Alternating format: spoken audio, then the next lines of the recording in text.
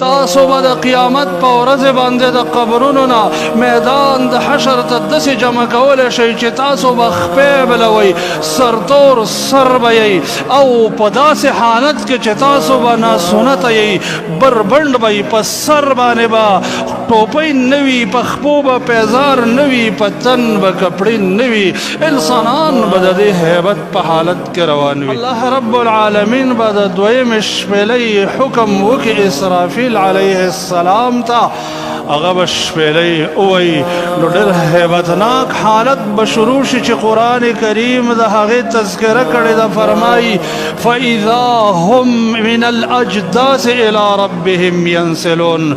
الله وایي د خپلو قبرونو نه به پاڅېږي او منډې به وایي.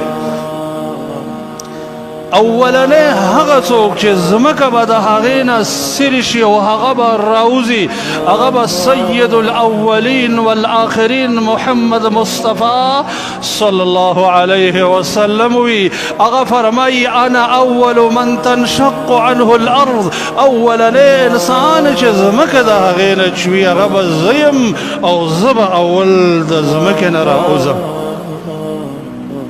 بیا به نور انسانان د ځمکې نه په داسې حالت کې راوځي څنګه چې قرآن عظیم الشان د هغې بیان کړی دی چې کما بدأکم تعودون، څرنګه چې ما تاسو پیدا کړی یې د قبرونو نه به هم داسې واپس کېږئ. چې حدیث کې د هغې واپسۍ شرح ده، فرمای انکم تحشرون یوم القیامت حفاتا عراتا غرلا کما بدأکم تعودون. تاسو به د قیامت په ورځ باندې د قبرونو نه میدان د حشر ته داسې جمع کولی شئ چې تاسو به خپې بلوئ، سرتور سر به یئ، او په داسې حالت کې چې تاسو به ناسنته یئ، بربنډ به یئ، په سر باندې به ټوپۍ نه وي، په خپو به پیزار نه وي، په تن به کپړې نه وي، انسانان به د دې هیبت په حالت کې روان وي.